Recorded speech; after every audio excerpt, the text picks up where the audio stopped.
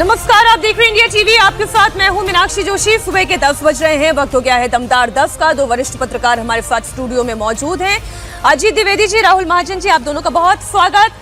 सबसे पहले आज हम बंगाल की करेंगे। बंगाल चुनाव को लेकर चुनाव आयोग ने क्या बड़ा फैसला किया है, क्या है इस फैसले के पीछे 2021 की वो हिंसा, ये तमाम चीजें आपके सामने रखूंगी। लेकिन उससे पहले बात मालदा की कर लें। मालदा बंधक कांड की जांच कहां तक पहुंची, कैसे ममता बनर्जी मामले को ट्विस्ट दे रही हैं, क्या मामला एनआईए वर्सेस सीआईडी का हो जाएगा, इन सब पर चर्चा होगी।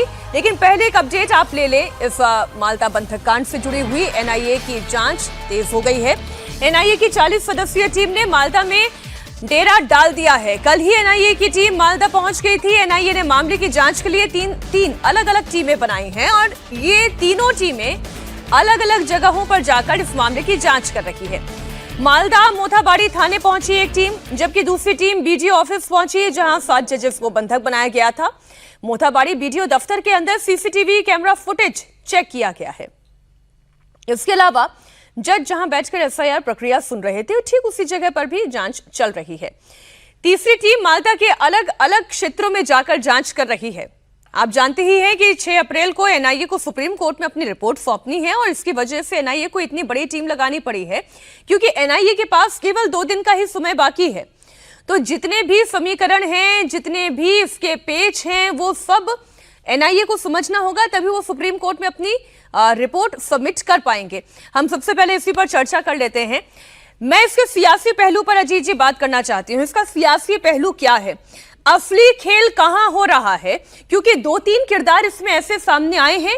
एक का संबंध एआईएमआईएम से है, एक का संबंध टीएमसी से है, और जो वहां का घटनाक्रम है उसमें मुस्लिम डोमिनेंस भी दिखाई दे रहा है कि कुछ तो इसके पीछे मुस्लिम कौम से आने वाले प्लेयर्स हैं। देखिए, ये तो चल रहा है, ये जो मुफकरुल हैं, मुफकरुल इस्लाम जिनको पकड़ा गया है, जो मेन एक्यूज जिनको बताया जा रहा है, ये पिछली बार एमआईएम के टिकट से चुनाव लड़े थे, इस बार तृणमूल कांग्रेस से टिकट का दावेदार था। ये आप इस घटनाक्रम को इस एक तथ्य से समझिए कि मुफकरुल को पिछली बार सिर्फ 800 वोट मिले थे जी। एमआईएम के टिकट से लड़ा था, उसको 800 वोट मिले थे। इसका मतलब है कि मुसलमान ने एमआईएम को वोट पिछली बार भी नहीं दिया था, इस बार भी नहीं दे रहा है।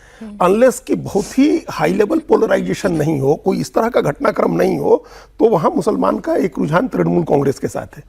इस तरह की घटनाएं होंगी, उसमें कोई व्यक्ति इस तरह का आगे आकर के एक फिगर के तौर पर इमर्ज करेगा, तब फिर उसके लिए कोई संभावना बनती है, या वहां इस तरह का डिवीजन होगा कि एमआईएम को या जो जातीय उन्नयन पार्टी है हुमायूं कबीर की, उसको, इन पार्टियों को एक वहां मिले, एक स्टैंड मिले, खड़े होने का एक मिले। इसमें नजरुल जो है वो एक जो हमारे ऑफ रिकॉर्ड सोर्सेस बता रहे हैं, और वो ये कह रहे हैं कि ये जो नजरुल नाम का जो किरदार है वो बहुत इंपॉर्टेंट फैक्टर प्ले कर रहा है वहां की पॉलिटिक्स में। अब वो क्या कर रहे हैं कि 2 तरीके के, राहुल जी इसमें आप भी, आपका जो टेक है वो भी आप ऐड करिएगा, कि 2 तरीके की वहां पे जो थ्योरी चल रही है। वो एक तो थ्योरी ये है कि ये एक मुसलमानों का समूह वो है जो सूफीज्म को मानता है और उसके पीछे उसका वोट शिफ्ट होता है, और दूसरा वो है जो हाईली पोलराइज्ड वोट बैंक है, वो वहां टीएमसी के पीछे जा रहा है। तो इसके बीच में कुछ एक डिवाइड हो रहा है वहां पे, और ये वहां की राजनीतिक पार्टियों को बहुत बड़ा डर है। देखिए, डिवाइड जहां तक मुस्लिम वोट का सवाल है, मुझे नहीं लगता कि पश्चिम बंगाल में मुस्लिम वोट कोई बीजेपी को जाएगा जी। ये साफ है कि जिस तरह से भी माहौल है, वो मुस्लिम वोट जो है वो हमेशा या तो टीएमसी को जाता है या बाकी पार्टियों को जाता है। अब एआईएमआईएम एक फैक्टर या फिर बाकी वो तो अजीत जी कह ही रहे हैं कि केवल 800 तो अब ये देखना होगा कि बेसिकली मुस्लिम वोट जो है वो किस तरह से डिवाइड होता है एआईएमआईएम और तृणमूल के बीच में। खैर, ये बातें अलग है, लेकिन आप ये ध्यान रखिए कि पश्चिम बंगाल में हिंसा की जो घटनाएं हैं ये कोई नई बात नहीं है कि पहले जब लेफ्ट पार्टीज की सरकारें होती थी या लेफ्ट पार्टीज के समय जब चुनाव होते थे तो भी हिंसा की काफ़ी घटनाएं होती थी। ये एक इतिहास पश्चिम बंगाल की राजनीति का रहा है, वहाँ पर हिंसक घटनाएं होती हैं, और यही तृणमूल कांग्रेस जब लेफ्ट के साथ लड़ रही थी तो वो इसी हिंसक प्रवृत्ति जो थी या हिंसक जो घटनाएं होती थी, राजनीतिक घटनाएं, या फिर जिस तरह से डराया धमकाया जाता था आम लोगों को, उसी को तो पूरा जो है मुद्दा बनाकर सामने आए थे कि ये जो अराजकता है इसे खत्म करना चाहिए। अब तृणमूल के समय में भी इस तरह की घटनाएं होती हैं। इसमें जो फखरुल इस्लाम जो है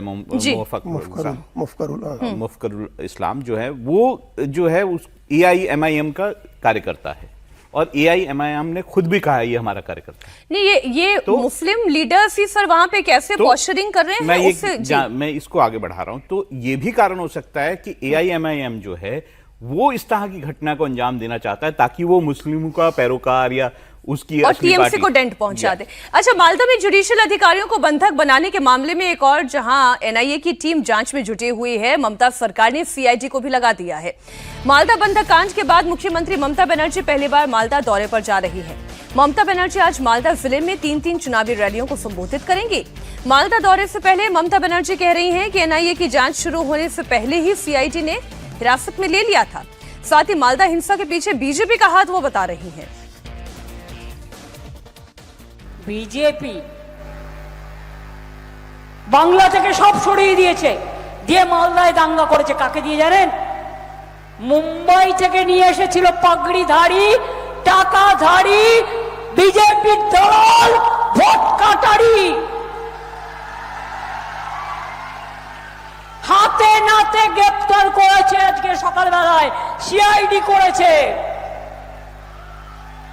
ইলেকশন কমিশনের NIA আসার আগেই অ্যারেস্ট হয়ে গেছে, বাগডোগরা থেকে পালাচ্ছিল। আমি CID কে অভিনন্দন জানাই। ममता बनर्जी बीजेपी पर आरोप लगा रही हैं, तो बीजेपी को ममता की पुलिस पर भरोसा नहीं है। CID के एक्शन पर ही वो सवाल उठा रहे हैं। NIA इन्वेस्टिगेशन चल रही है हमारे election commission, chief election commissioner के निर्देश से। उससे पहले CID का ये गिरफ्तार करना, इसमें थोड़ा डाउट लग रहा है मुझे। गिरफ्तारी के लिए हुआ है कि बचाने के लिए हुआ है? तृणमूल कांग्रेस के साथ, तृणमूल कांग्रेस के नेताओं के साथ, ममता बनर्जी के साथ इस मोफेक्का रूल का सारा फोटो हमने आपको दिखाया। वो दिखाता है कि किस तरीके से आदमी TMC के साथ जुड़ा हुआ है या जुड़ा हुआ था। पुराना संबंध फिर से जगाकर, भाजपा के सिर इल्जाम डालकर, ममता बनर्जी का प्लानिंग ये है कि इसमें इस तरीके से मुस्लिम वोट को कंसोलिडेट किया जाए। ओंकार सरकार भी हमारे साथ जुड़े हुए हैं। ओंकार, आप ये बताएं कि ये जांच कहां तक पहुंची है? किंग पिन कौन है? नजरुल का इसमें रोल क्या है?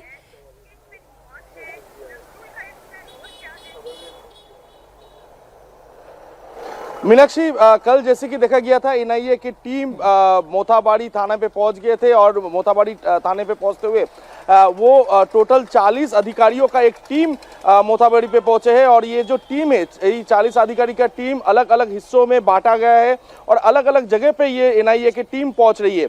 जैसे कि मोथाबाड़ी थाने से लेकर थाने में कितने FIR दर्ज करवाए गए, कितने सो मोटो थे उसमें, ये सब जितने भी FIR थे वो FIR के कॉपीज वगैरह सब कुछ NIA के तरफ से लिया गया है। इसके अलावा BDO दफ्तर में NIA की टीम पहुंची और देर रात तक वो BDO दफ्तर में ही थे। और BDO दफ्तर में जहां पर जज बैठ के ये पूरी SIR की सुनवाई प्रक्रिया कर रहे थे, उस जगह पर भी पहुंचे वो। इसके अलावा अलग अलग जो CCTV कैमरा फुटेज है, वो CCTV कैमरा के फुटेज भी खंगाले गए। इसके अलावा जिस जगह पे ये पूरा काफिला को, यानी कि 7 जजों को रेस्क्यू करने के बाद जिस रास्ते से होते हुए उन्हें रेस्क्यू किया गया, उस रास्ते में लगातार उन्हें रोकने की कोशिश भी किया गया। तो जिस जगह पे उन्हें ओंकार यही समझने की कोशिश कर रहे हैं और शायद NIA भी यही जांच कर रही है कि मोहरा कौन है, कौन प्यादा है और कौन उसको चलाने वाला, वो राजा है या रानी है। मैं इसी पर बहुत शुक्रिया ओंकार आपका, आप नजर बनाए रखें, आगे भी हम आपसे अपडेट लेते रहेंगे। अजीत जी, यही तो समझने की NIA भी कोशिश कर रही है। अभी तक आपके अपने जो लिंक्स है, आपके अपने जो सोर्सेस है, उससे आप क्या समझ पाए हैं, क्या जानकारी आप जुटा पाए हैं? वही हम पहली बार में यही कह रहे थे कि वहाँ MIM के लोग और जो हुमायूं कबीर का है या कांग्रेस के लोग या जो इंडियन सेकुलर फ्रंट है, जो मुस्लिम वोट हासिल करने के लिए जो पार्टियां लगी हुई हैं, ये तो तृणमूल, ममता बनर्जी हमेशा कोशिश करेंगे कि उनकी लड़ाई बीजेपी से बने। जब बीजेपी से लड़ाई होगी तो बीजेपी वर्सेस TMC होगा, तो उनको वोट मिलेगा, बीजेपी को हराने वाला सारा वोट उनको मिलेगा।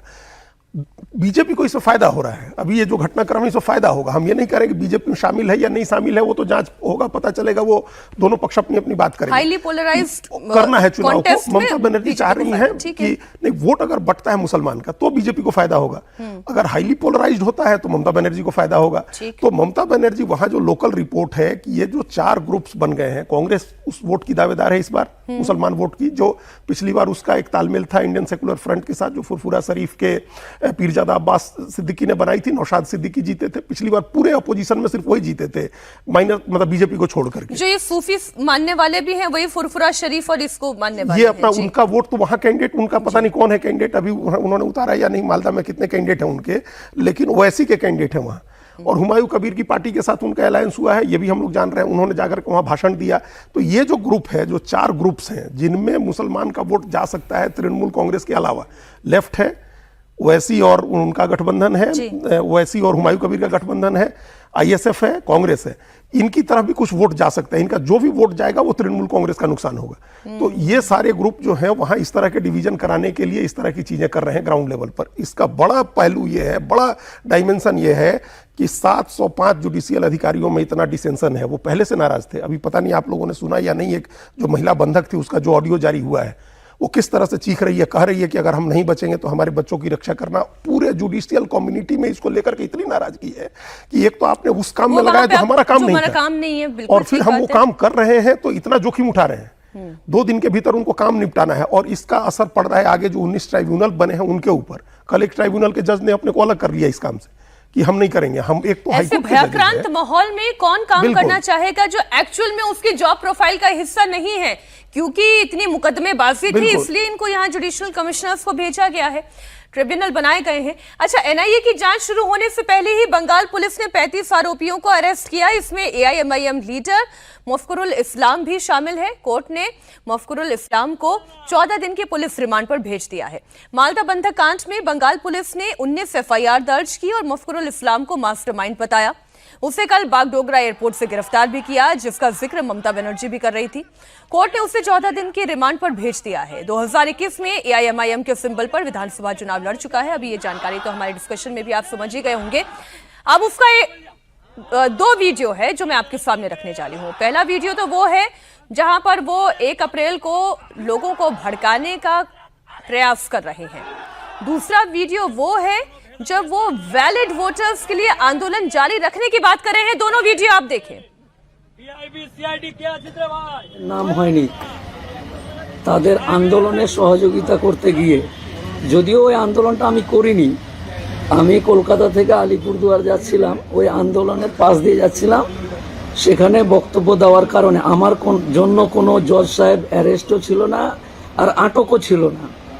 আমি ন্যাশনাল দিয়ে আসছিলাম আর ঘটনা ঘটেছে মোথাবাড়িতে, তার জন্য অ্যারেস্ট হলাম আর কি।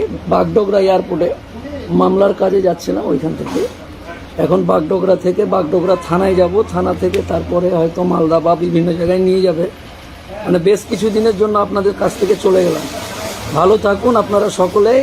আর এই যে ভোট, নিশ্চয়ই নিজের নাম উঠাতে যা যা করা প্রয়োজন তা করতে হবে। ভালো থাকুন আপনারা সকলেই। मुफक्कर इस्लाम साहब के बारे में जो बताया जाए कि एमआईएम से जुड़े हुए थे, एमआईएम के नेता थे, एमआईएम कैंडिडेट है। 2021 में मुफक्कर इस्लाम साहब जिनको अरेस्ट किया मालदा के मामले में, वो हमारी पार्टी के इलेक्शन में नॉमिनेशन कैंडिडेट थे एमएलए के, असेंबली के। अभी हमारी पार्टी में वो एक्टिव नहीं है, उनका वो पब्लिक फिगर है। आप देखिए 3 मिलियन फॉलोअर है उनको वो लोग बुलाते हैं, वो जाते हैं उनके पास मिलने, उसके बाद वो अपने प्रोटेस्ट में एहतजाज में हर जगह शामिल रहते हैं। तो वो ऐसा पार्टी मेरे वर्कर नहीं गए और ना मेरे पार्टी का वो झंडा वहाँ था, ना वो इजाजत ले मुझसे गए। तो ये नैरेटिव नहीं बना जाए कि वो मेरी पार्टी के थे, हमारी पार्टी ने उकसाया। अब ये हंगामा, ये दंगा, ये बंधक कांड किसको फायदा पहुंचा रहा है और किससे नुकसान पहुंचा रहा है, इस पर तो हमारी नजर रहेगी ही। बात असम की भी करते हैं, जहां 5 दिन के बाद ही वोटिंग होनी है और कैंपेन के लिए अब केवल 4 दिनों का वक्त बाकी है। सभी पार्टियां पूरी ताकत के साथ यहां पर लड़ रही हैं। कल असम में अमित शाह ने 3 चुनावी रैलियां की। अमित शाह असम चुनाव में घुसपैठियों को बाहर निकालने को टॉप एजेंडा बनाकर चल रही हैं। कल अमित शाह ने दुधनोई में जनसभा की। अगले 5 साल में बीजेपी की सरकार एक एक घुसपैठिए को देश से बाहर निकाल देगी।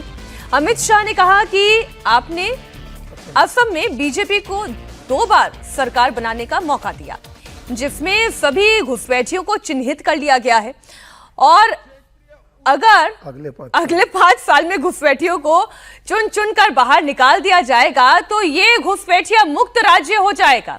उन्होंने क्या बातें कही वो ग्राफिक्स के जरिए तो लगातार हम आपके सामने रख ही रहे हैं। उनका एक छोटा सा बयान का हिस्सा हम आपको सुना दें।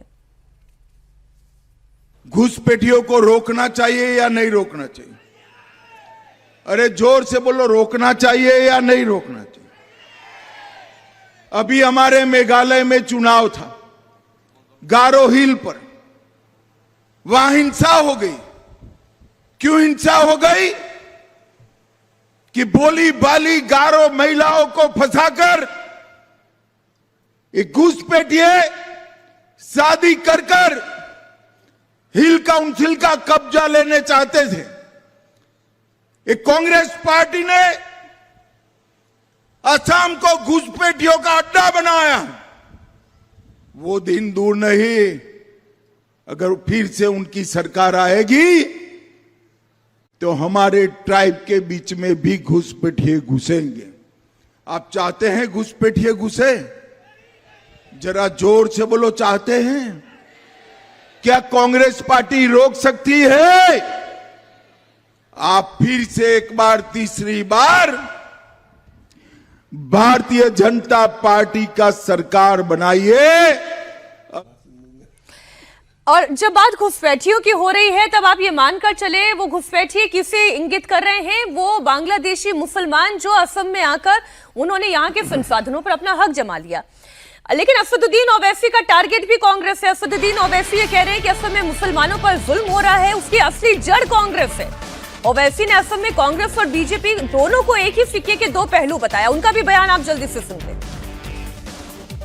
याद रखिए, कांग्रेस और बीजेपी आसाम में एक सिक्के के 2 रुख हैं। अरे ये कब शुरू हुआ? डिटेंशन सेंटर हो, डिपोर्टेशन हो, डाउटफुल वोटर हो, एनआरसी हो, ये सब कांग्रेस ने शुरू किया। इसको मुकम्मल कर रही है बीजेपी। कौन मुश्किल में आ रहा है? कौन तड़प रहा है? किसको उठाकर बांग्लादेश में फेंक दिया जा रहा है? कोई कांग्रेस के नेता को, बीजेपी के नेता को नहीं। अगर किसी को बांग्लादेश भेजने का भेज दिया जा रहा है या भेजने की धमकी दी जा रही है, वो तमाम के तमाम मुस्लिम अक़लियत है जो भारत के बाइज्जत शहरी है। इसको आप रोकेंगे? याद रखिए, आसाम में अगर बीजेपी की एक टीम है तो उसका नाम कांग्रेस पार्टी है। अब वो ये कह रहे हैं कि एक ही सिक्के के 2 पहलू हैं, कांग्रेस और बीजेपी। लेकिन हेमंत बिस्वा शर्मा ओवैसी पर पलटवार कर रहे हैं। वो ये कह रहे हैं कि वो कोई भी नारा देते रहे, कोई फर्क नहीं पड़ता। चुनाव के बाद तो पीएम मोदी और मेरा नारा ही चलेगा। ओवैसी जो भी नारा दे, चुनाव का बाद तो नारा मोदी जी और मेरा ही चलेगा। राहुल गांधी मतलब पप्पू है, राहुल गांधी मतलब पप्पू है। गौरव गोगोई को लोग छोटा पप्पू मानते हैं। तो ये जो बोल रहा है हिमंत बिस्वा शर्मा को अरेस्ट करेगा, इंदिरा गांधी को नया जन्म लेना पड़ेगा, राजीव गांधी को नया जन्म लेना पड़ेगा, राहुल को नया जन्म लेना पड़ेगा। इस जन्म में नहीं होगा तो 7 जन्म का बाद ही वो हिमंत बिस्वा शर्मा का बाल बांका कर पाएगा। राहुल जी, कौन गच्चा खा रहा है? घुसपैठिए का भी मुद्दा है, मुसलमानों का भी मुद्दा है, राहुल गांधी, गौरव गोगोई, एक बड़ा पप्पू एक छोटा पप्पू, ऐसी बात भी हिमंत बिस्वा शर्मा ने कर दी। इतनी सारी बातें चल रही हैं असम चुनाव में। देखिए, चुनावों में जनता ही गच्चा खाती है, बाकी तो सब ठीक ही है। अब आप बात करते हैं कि चलिए घुसपैठिए, बिल्कुल निकाल देना चाहिए, चुन चुन के पकड़ना चाहिए, निकाल देना चाहिए। आपने निकाला? मैं आपको डेटा दे देता हूं, 2021 से 2025 के बीच में 1416 घुसपैठियों को निकाला गया। आइडेंटिफाइड कितने थे? 1,66,000। 1416। तो 1 लाख में से 1,000 ही निकाल पाए। 1,66,000 आपने आइडेंटिफाई किए 2024 दिसंबर 2024 तक। निकाले कितने? 1,416। क्यों भाई, रोका था किसी ने? दूसरा मैं आपको डेटा देता हूं। देखिए, मैं कोई पैरोकार नहीं हूं कि कांग्रेस बहुत अच्छा काम करती है, बीजेपी कम अच्छा। बीजेपी अच्छा काम करती है, ऐसा कोई बात नहीं है। लेकिन कांग्रेस के समय में 2001 से 2016 तक कांग्रेस की सरकार रही वहां पे। तो आप 2009 में 10,000 आपने निकाले, उसके बाद 2010 में 6,290 निकाले, उसके बाद 2011 में 6,761 निकाले। तो क्या माने जनता? आपने आंकड़ों में ही सब कह दिया। क्विक कमेंट सर आपका भी असद में। घुसपैठ बड़ा मुद्दा है और ये ओवैसी का जो मामला है और बदरुद्दीन अजमल का, ये कांग्रेस को नुकसान करेगा। 20 से 22 सीटों पर जहां मुस्लिम डोमिनेंस है, उस सीट पर कांग्रेस के लिए, हालांकि वहां बीजेपी को कोई फायदा नहीं है, बीजेपी को सिर्फ ये फायदा है कि हो सकता है कि कांग्रेस हार जाए, कांग्रेस नहीं जीते। लोकसभा में और विधानसभा चुनाव में मुस्लिम मतदाताओं का मतदान व्यवहार बदल जाता है। लोकसभा में उन्होंने कांग्रेस को वोट दिया है, लेकिन विधानसभा में हो सकता है कि अजमल की पार्टी को जिंदा रखने के लिए, AIUDF को जिंदा रखने के लिए वो लोग उसको ही वोट करें, और वो कांग्रेस का एक नुकसान है जो अपने आप बाई डिफॉल्ट बीजेपी का गेन है। कांग्रेस मजबूत नहीं होती है तब, लेकिन लड़ाई उन 22 सीटों के अलग होगी। 126 में से बाकी 104 सीटों पर भी कांग्रेस लड़ रही है और ठीक ठाक लड़ रही है। बात करेंगे जंग की। ईरान का युद्ध डोनाल्ड ट्रंप के गले में हड्डी की तरह अटक गया है। ना तो वो इससे निकल पा रहे हैं और ना ही इसे उगल पा रहे हैं। ट्रंप युद्ध से बाहर तो आना चाहते हैं, वो ईरान के साथ डील भी चाहते हैं, लेकिन ईरान दोनों ही चीज के लिए तैयार नहीं है। ट्रंप दावा करते हैं कि उन्होंने ईरान की मिलिट्री ताकत को तबाह कर दिया, लेकिन ईरान ट्रंप को चोट पर चोट दे रहा है। बड़ी खबर है कि ईरान युद्ध में ट्रंप को बड़ा झटका लगा है। इसमें पिछले 24 घंटे के अंदर ईरान ने अमेरिका के कई एयरक्राफ्ट को तबाह कर दिया। ईरान ने अमेरिका के फाइटर जेट, हेलीकॉप्टर, ड्रोन समेत 10 एयरक्राफ्ट को गिराने का दावा किया है। ईरान ने अमेरिका के F-15 फाइटर जेट को मार गिराया है। F-15 के दोनों पायलट कहां हैं, अभी इस पर सस्पेंस बना हुआ है। अमेरिका की तरफ से कहा जा रहा है कि उसने 2 में से 1 पायलट का रेस्क्यू कर लिया है, जबकि ईरान कह रहा है कि पायलट अभी भी ईरान में ही हैं। डोनाल्ड ट्रंप ने ईरान में फंसे अपने पायलट पर पूरी तरह से चुप्पी साध ली है। अब ईरान तो इनाम भी रख रहा है। अमेरिका के 2 रेस्क्यू हेलीकॉप्टर पर हमला हुआ है और पायलट को खोजने में ईरान में ये हेलीकॉप्टर दाखिल तो हो गए हैं, लेकिन ईरान भी ये कह रहा है कि जो अमेरिकन पायलट की जानकारी देगा उसे हम इनाम देंगे।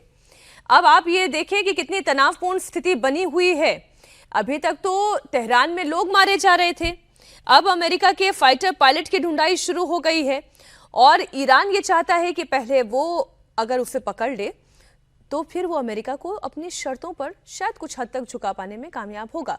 अमेरिका के A-10 विमान पर जो अटैक हुआ उसमें IRGC का दावा यह है कि 2 A-10 विमान तबाह हो गए हैं। रेस्क्यू ऑपरेशन में A-10 वॉर्थॉग, जिस हम हेलीकॉप्टर की बात कर रहे हैं, इसे वॉर्थॉग कहा जाता है, वो दाखिल हुए हैं इस वक्त ईरान में। अब ये जो सिचुएशन है अजीत जी, इतनी वॉलेटाइल सिचुएशन है। अभी तक तो सब ऊपरी ऊपरी बातें हो रही थी, अभी तक तो बूट्स ऑन ग्राउंड की भी केवल ऊपरी ऊपरी बातें हो रही थी। अब अगर एक अमेरिकन लड़ाकू विमान का पायलट वहां पर पहुंच गया है, अब कैसी उसकी स्थिति है, कहां है, क्या नहीं है, अभी तक उसके बारे में जानकारी नहीं है।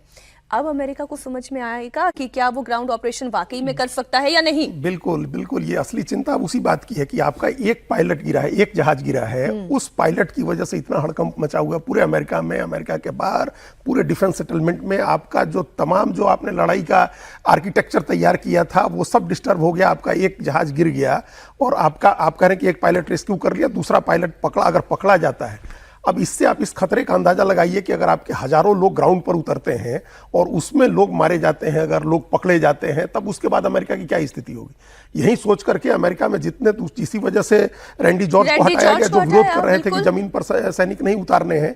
तो ये एक अमेरिका के लिए हमेशा ये चुनौती रही है कि उसके लोग न मारे जाए, वहां से ताबूत नहीं आए अमेरिका में, क्योंकि उससे ज्यादा विरोध बढ़ता है। देखिए, थोड़ा सा क्लैरिफाई करता हूँ कि इसमें 2 विमान इन्वॉल्व हैं। A-10 जो है वो एक इन्वॉल्व है, मैं आपको ढूंढने के लिए F-15E पहला विमान है जिसको मारा गया। इस विमान के मारे जाने के बाद रेस्क्यू ऑपरेशंस शुरू हुए, जिसमें F-15E में 2 पायलट थे, उसके उन्होंने जंप किया बाहर, उसके बाद उनके रेस्क्यू के लिए शुरू हुए। जो A-10 जहाज है, ये जो है लो एल्टीट्यूड जहाज है, इसे जो है वो फ्लाइंग टैंक और इस तरह की भूमिकाएं भी दी जाती है। इसमें एक रोटरी गन होती है जो कि क्लोज फाइटिंग के लिए या ग्राउंड अटैक के लिए बहुत कारगर मानी जाती है।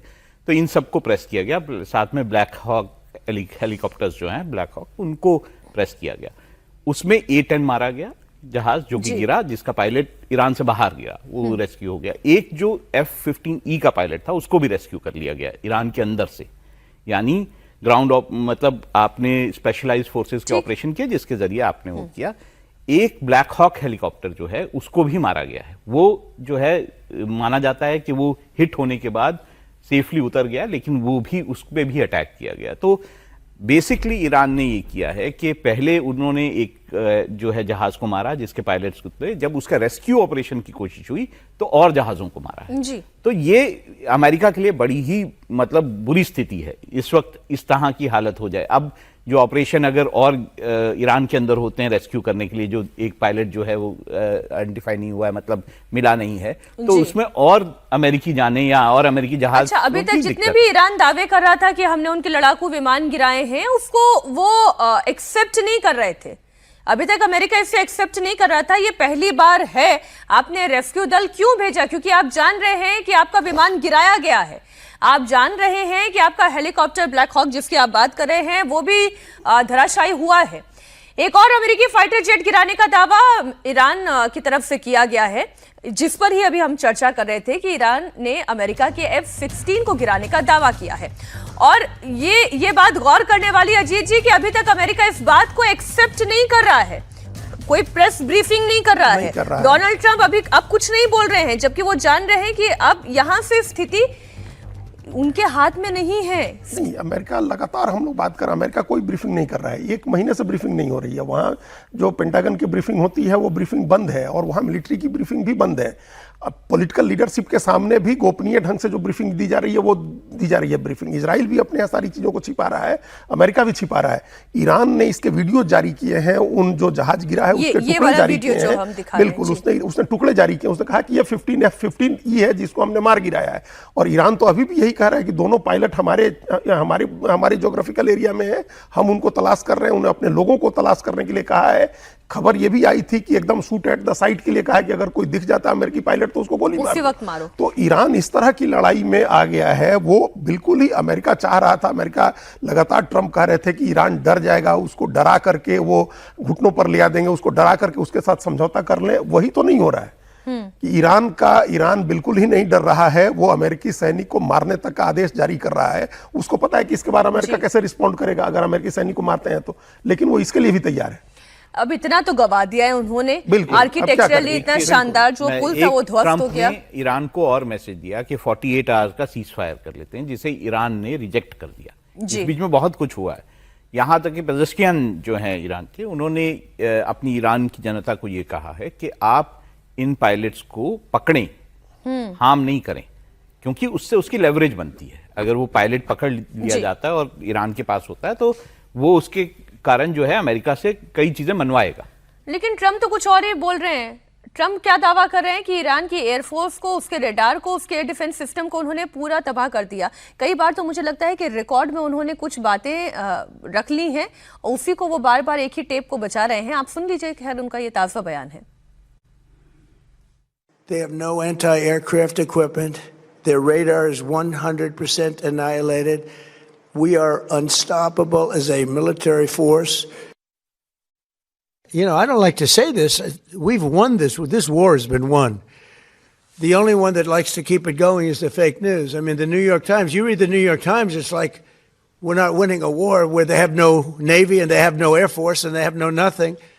And we literally have planes flying over Tehran and other parts of their country. They can't do a thing about it. अब ये जो पहली बार आपका इनका वहाँ मतलब अनमैंड जो इनके मिसाइल्स जा रहे थे, अनमैंड ड्रोन्स जा रहे थे, उनको वो मार के गिरा रहे थे ईरान वाले। पहला इनका मैंड व्हीकल था जो वहाँ गया और ईरान ने मार के गिरा दिया। और ट्रंप कह रहे हैं कि हमारे विमान उनके टेरेन में घूम रहे हैं और उनके पास कुछ नहीं है, ना उनके पास रडार है, ना उनके पास एयर डिफेंस है, ना उनके पास अटैक करने की क्षमता है। और पहला मैंड आपका गया विमान वहाँ, उसने उसको मार करके गिरा दिया। दूसरा मैंड विमान आपका गया रेस्क्यू के लिए, उसमें से भी एक को मार के गिरा दिया। आपका हेलीकॉप्टर भी गिरा दिया। और इसके बावजूद ये ट्रंप का जो ये सारे दावे हैं, इन दावों का बेसिकली कोई आधार नहीं है। ये अब उनकी असली चिंता क्या है कि अपने आसपास के जो 13 देश हैं, खाड़ी देश, जो अमेरिका के भरोसे अपनी सिक्योरिटी मानते थे, उनको भरोसा दिलाएं, उनको यकीन दिलाएं कि हम अभी भी तुम्हारी रक्षा कर सकते हैं। वो इसके लिए अब मतलब उनका भरोसा तो टूट ही गया है। उनका जो सेफ हेवन बना हुआ था, अमेरिका के दम से जो अपनी सिक्योरिटी वो लोग मान रहे थे कि निश्चिंत है, वो तो नहीं रहा। और इस बीच ये भी एक खबर है, पता नहीं अभी इसकी पुष्टि होगी, हो सकता है आगे हो, कि कोई एक ड्रोन, ऐसा ड्रोन गिरा है वहाँ ईरान के अंदर, चाइनीज ड्रोन, जिसके बारे में मानते हैं कि वो सऊदी अरब और यूएई के पास है। तो अब ये बात भी उठ रही है कि क्या वो कंट्री भी वहां शामिल हो रहे हैं लड़ाई में, या अमेरिका कुछ इस तरह का कर रहा है कि उनके ड्रोन से अटैक करें। तो ये लड़ाई अब दूसरा डायरेक्शन लेती जा रही है और इसके अभी तो तुरंत कम होने का कोई आसार नहीं दिख रहा है। कुवैत के एयरबेस पर ईरान ने हमला कर दिया। ईरानी अटैक में अमेरिकी हेलीकॉप्टर को तबाह किया। अमेरिका का बोइंग CH-47 चिनूक पूरी तरह से तबाह हो गया है। एक और बड़ी खबर आपको दे दूं, ईरान ने अमेरिका का एक और ड्रोन तबाह किया। IRGC ने इस्फहान में MQ-9 रीपर ड्रोन गिराया है। MQ-9 रीपर ड्रोन गिराने का वीडियो भी उन्होंने जारी किया है। ये तस्वीर आप देख रहे हैं, ये आप देखिए, ये IRGC का एक्शन लगातार जारी है जब अमेरिका के राष्ट्रपति डोनाल्ड ट्रंप ये कह रहे हैं कि उनके पास अब कुछ नहीं बचा, ना उनके पास रेडार बचा है, ना उनके पास फायर पावर बची है। मिलिट्रीली अमेरिका बहुत एग्रेसिव है। एग्रेसिव तो है, वो तो हम देख ही रहे हैं कि जितनी तबाही तेहरान में लाई जा रही है, उनका पुल उड़ाया जा रहा है, उनका बायोटेक फर्म उड़ाया जा रहा है, तो तबाही तो ला रहे हैं। लेकिन ईरान खत्म हो गया है ऐसा नहीं है। पर्शियन गल्फ में भी अमेरिका को झटका लगा है। पर्शियन गल्फ में अमेरिका का ड्रोन तबाह हुआ है। समंदर में अमेरिका का लुकास ड्रोन तबाह हुआ। ईरानी शाहेद 136 की कॉपी है लुकास ड्रोन। कल ही हम इस पर चर्चा भी कर रहे थे। तो आप देखें कि जिसकी रिवर्स इंजीनियरिंग से आप अपना ड्रोन तैयार कर रहे हैं, उस ड्रोन को भी तबाह करने में ईरान सक्षम है और फिर वो उसकी तस्वीरें भी जारी कर रहा है। तो लुकास ड्रोन जैसे गिराया गया पर्शियन गल्फ में, फारस की खाड़ी में, वो उसकी तस्वीर हम आपको दिखा रहे हैं। तो ऐसी एक नहीं कई तस्वीर हम आपके सामने रख सकते हैं। लेकिन फिर भी ऐसा तो नहीं है राहुल जी कि डोनाल्ड ट्रंप यहां से युद्ध रोक देंगे। वो युद्ध तो चाहते ही हैं, अपनी शर्त पर ही इसे खत्म करना चाहते हैं, लेकिन खत्म करेंगे कैसे?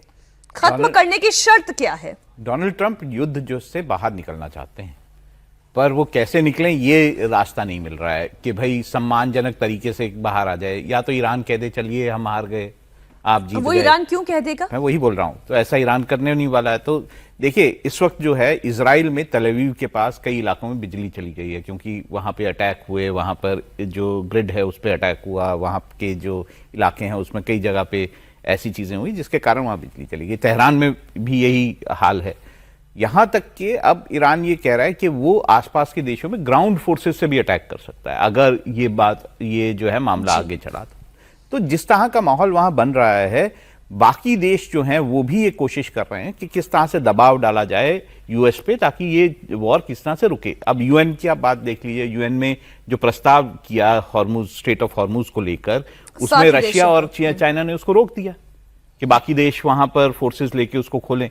इस प्रस्ताव को बकायदा रोक दिया गया। तो रशिया के पास तो समझ में आता है, उसके पास अपना तेल है, तो वो तो चाहेगा कि जंग जारी रहे। चीन ने भी किया। हाँ। वो देखिए कोई इस वक्त अमेरिका के साथ नहीं खड़ा इस जंग में। कोई देश अमेरिका के साथ खड़ा नहीं हुआ है। आप गल्फ की कंट्रीज की बात छोड़ दीजिए जिनको वो सिक्योरिटी देते हैं, अदरवाइज कोई खड़ा है। यूएई में इतनी ताकत है, ऐसी भी आवाजें आई कि यूएई ने कहा कि हम जंग में आपका साथ देते हैं, हम लड़ाई करने के लिए तैयार हैं। पर यूएई में क्या ऐसी ताकत है? जो सऊदी अरेबिया खुद पाकिस्तान से संधि करके अपने आप को बचाना चाहता था, क्या उसमें ऐसी ताकत है? एक और खबर है, अमेरिकी फाइटर जेट गिराने पर IRGC ने एक बयान दिया है। नए एडवांस एयर डिफेंस सिस्टम से ये जेट गिराया गया है और पायलट को खोजने के लिए ऑपरेशन जारी है। IRGC का बयान आपके सामने रखते हैं। अमेरिका के राष्ट्रपति का ईरान की एयर डिफेंस सिस्टम के पूरी तरह तबाह होने के झूठे दावों के बाद एक अमेरिकी दुश्मन लड़ाकू विमान को सेंट्रल ईरान के इलाके में मार गिराया गया है। ये कार्रवाई IRGC के एक नए एडवांस एयर डिफेंस सिस्टम के जरिए की गई, जो देश के इंटीग्रेटेड एयर डिफेंस नेटवर्क के तहत काम करती है। विमान पूरी तरह नष्ट हो गया है और आगे की खोज अभियान अभी भी जारी है। ईरान ने सीज फायर का ऑफर ठुकरा दिया है। अमेरिका ने सीज फायर का ऑफर दिया था। सोचिए जरा, अमेरिका सीज फायर की बात कर रहा है, 48 घंटे के लिए सीज फायर का ऑफर दिया था। ईरान कोई सीज फायर नहीं चाहता, वो कोई डील नहीं चाहता, वो कोई बातचीत नहीं चाहता, वो अमेरिका से चर्चा ही नहीं चाहता। फार्स एजेंसी है जिसके हवाले से ये खबर हम आपके सामने रख रहे हैं, वो ये बता रही है कि 2 दिन के सीज फायर का ऑफर था अमेरिका की तरफ से, जिसे ईरान ने ठुकरा दिया है। ईरान के हमले में अमेरिका को इतना नुकसान हो रहा है ईरानी मिसाइल ने एयर डिफेंस सिस्टम को कैसे चकमा दिया, उसके हर दिन हम आपको खबर दिखा रहे हैं। इधर सऊदी अरब में अमेरिकी सैन्य बेस को बड़ा नुकसान पहुंचा। रियाद में अमेरिकी दूतावास को भी भारी नुकसान पहुंचा है। एक दो खबरें और जल्दी जल्दी मैं आपके सामने रख दूं। बहरीन से भी खबर है, अमेरिकी सैन्य बेस पर ईरान ने हमला किया और अमेरिकी बेस पर हमले का बहरीन के लोगों ने सपोर्ट किया। ईरानी हमले पर जश्न मनाते हुए भी लोग दिखाई दे रहे हैं, यानी ईरान को लेकर जो सेंटिमेंट्स हैं वो भी दिखाई दे रहे हैं। एंटी अमेरिकन सेंटिमेंट दिखाई दे रहे हैं, एंटी इजराइल सेंटिमेंट भी दिखाई दे रहे हैं। बहरीन में एक बार फिर अमेरिका का पेट्रियट मिसाइल सिस्टम फेल साबित हुआ। ईरानी मिसाइलों को रोकने में अमेरिका का पेट्रियट एयर डिफेंस सिस्टम नाकाम रहा। यही जो अभी हम थोड़ी देर पहले अजीत जी बात कर रहे थे, यही तो बात है कि जिन देशों को यह लग रहा था कि अमेरिका उनके संरक्षण में है, उन्हें चिंता करने की कोई जरूरत नहीं है, पहला हमला तो उन्हीं पर होना शुरू हुआ। बिल्कुल, और वहां जो अमेरिका ने अपना डिफेंस सिस्टम लगा रखा है, एयर डिफेंस सिस्टम, इनके वो फेल हो रहे हैं। पेट्रियट फेल हो रहा है, इनका अवाक्स गया है, इनका थार्ड गया, इनके सब अपने जो सिस्टम लगा रखे थे वो गया। इसका कारण क्या है कि अमेरिका, बड़ी तस्वीर आप देखिए, अमेरिका इसके पहले टारगेट चुनता था, कहां लड़ाई लड़नी है और किस तरह से लड़ाई लड़नी है, और पूरा रूल अमेरिका क्या उसको कंट्रोल करता था कि कैसे लड़ाई होगी, कहां लड़ाई होगी, कहां बमबारी होगी। ये फर्स्ट टाइम ऐसा हो रहा है कि अमेरिका ने टारगेट तो चुना ईरान का, लेकिन लड़ाई उसके कंट्रोल से निकल गई है, उसके हाथ में नहीं है लड़ाई। जैसा अमेरिका के लोग खुद ही कह रहे हैं, नहीं कर पाए थे, ट्रंप खुद ही कह रहे हैं कि उन्होंने नहीं सोचा था कि ये होर्मुज की खाड़ी बंद कर देगा या खाड़ी देशों पर हमले शुरू कर देगा। हाई आईक्यू लेवल के लोगों से उनका पाला पड़ा है। और वैसे आपको बता दें कि एवरेज आईक्यू ईरान के लोगों का अमेरिका से बेहतर है, 3 पॉइंट ज्यादा है, 104 पॉइंट समथिंग है ईरान के लोगों का एवरेज आईक्यू, और अमेरिका के लोगों का एवरेज आईक्यू 101 है, मतलब 3 पॉइंट ज्यादा है अमेरिका ईरान के लोगों का आईक्यू। ये दो दिन के सीज फायर के बाद कहां से है? हमेशा ऐसा हो रहा है, जब अमेरिका हिट हो रहा है ज्यादा तो वो टाइम बाई करना चाह रहा है। अभी उसको टाइम बाई करना था, उसके जहाज गिरे हैं, उसका फाइटर प्लेन गिरा है, उसका रेस्क्यू करने गए जहाज गिरे, हेलीकॉप्टर गिरे हैं, उसका आदमी उसके जोन में है। इसका ये भी मतलब है कि उस जो कह रहा है कि हम एक को रेस्क्यू कर लिया, पायलट हो सकता है वो भी रेस्क्यू नहीं हुआ, तो वो रेस्क्यू करना है अपने लोगों को। इनको ये युद्ध विराम इसलिए चाह रहे हैं कि फोर्स अपना मोबिलाइज करें, और जो मोबिलाइजेशन हो उसको तेज करें। ये लोग, ये अमेरिका जो है कह के आए थे कि हम बड़ा टायरेंट है, यहाँ का शासन बड़ा अत्याचारी है, हम आपको मुक्ति दिलाएंगे, और अब अमेरिका अब ईरान के लोगों को कह रहे हैं कि हम तुमको स्टोन एज में भेज देंगे।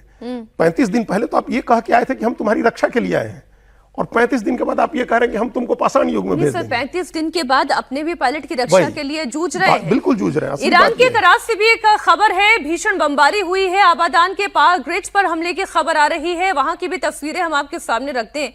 अभी तो फिलहाल आप बहरीन की तस्वीरें देख रहे हैं, लेकिन आबादान के पावर ग्रिड पर बड़ा हमला हुआ है। और पावर ग्रिड पर हमले का मतलब यह है कि वहां से सप्लाई होने वाली एनर्जी, यानी कि इलेक्ट्रिसिटी, पावर ग्रिड पर हमला होने का मतलब किसी भी शहर की जो ऊर्जा व्यवस्था है आप उसको चरमरा कर रख देते हैं।